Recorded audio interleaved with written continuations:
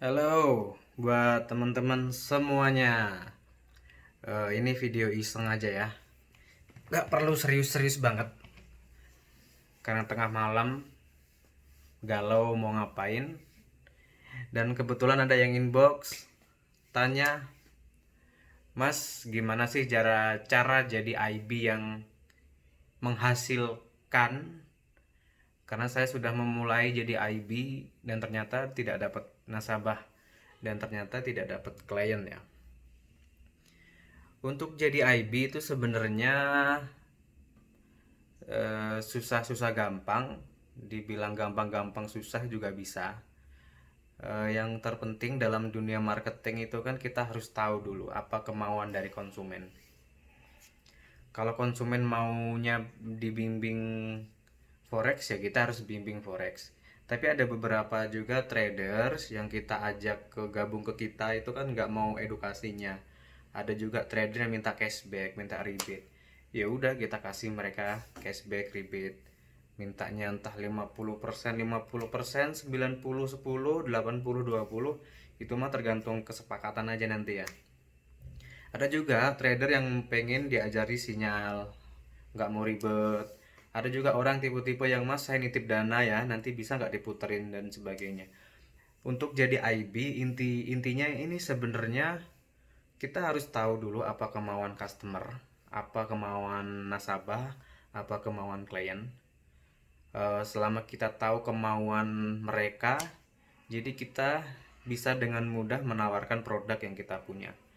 Contohnya saya ya, saya jadi IB ini menawarkan berbagai macam fasilitas, ada cashback forex atau rebate, ada juga mungkin edukasi. Yang berikutnya sih cuma dua ya, cuma dua. Cuma dua aja, cashback sama edukasi ya. Edukasi ini sudah lama vakum, jadi karena saya sudah agak sedikit males berhubungan sama orang, karena edukasi itu jujur aja kalau di forex kita ngasih edukasi itu tanggung jawabnya besar banget ya. eh Kalau kita ngedukasi matematika enak ya, satu tambah satu dua, dan orang itu pasti bisa. Kalau di forex ini kan kita ngedukasi itu bukan hanya sekedar teori bahwa trendline ini artinya harus sell harus buy. Kalau di forex itu kita ngedukasi, kita kan melihat hasilnya, bagaimana orang yang kita edukasi itu bisa berhasil atau enggak. Susahnya edukasi forex itu di situ. Saya pernah juga dulu membuat edukasi. eh, Mungkin apa yang saya ajarkan itu bagi saya working ya, atau apa sih namanya, bekerja dengan bagus teknik yang saya gunakan.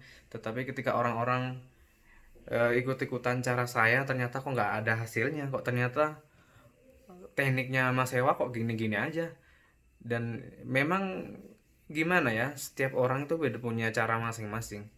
Walaupun pasarnya sama, pound sterling US dollar, tapi orangnya berbeda itu hasilnya juga berbeda.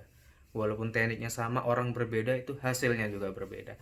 Jadi forex ini benar-benar sesuatu yang sangat-sangat sangat dinamis, bukan sesuatu yang matematis, satu tambah satu sama dengan dua, tiga tambah tiga sama dengan 6, dan seterusnya. Jadi intuisi pengalaman kita di masa lalu itu memang mempengaruhi bagaimana kita bisa menghasilkan di dalamnya. Kembali ke pertanyaan tadi, Mas, gimana caranya jadi IB yang menghasilkan? Kata kunci menghasilkan kan punya klien, menghasilkan itu kan punya nasabah. Jadi kan kembali lagi kita harus mengetahui apa kemauan nasabah. Kalau kita jadi IB, apa yang kita tawarkan ke mereka? Apakah itu program cashback? Kalaupun cashback berapa persen? Misal 50%, 50% boleh. Buat teman-teman yang belum tahu cashback atau rebate, itu kalau IB itu kan kalau kita ngajak nasabah dan nasabahnya trading, itu kan kita dapat komisi dari perusahaan. Gaji kita dari perusahaan itu kita bagi dua dengan nasabah kita, itu namanya cashback. Dan saya sudah melakukan cashback ini sejak 2018. Sudah 2 tahun saya menjalankan program cashback dan ini masuk tahun ketiga. Kalau program cashback ini kebanyakan yang masuk ke kita ini trader-trader yang sudah kategorinya menengah ke atas. Dia tidak mencari lagi edukasi gitu. Dia lebih mencari profit tambahan selain aktivitas trading. Dan memang kalau kita jadi IB, pasarnya itu bermacam-macam.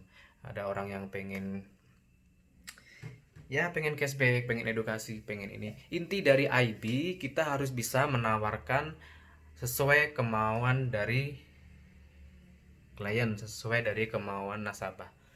Ya intinya di situ. Saya sendiri di Okta ini, sedikit gambarannya, nasabah atau klien saya itu bisa udah mencapai 12.000 lebih, hampir 13.000.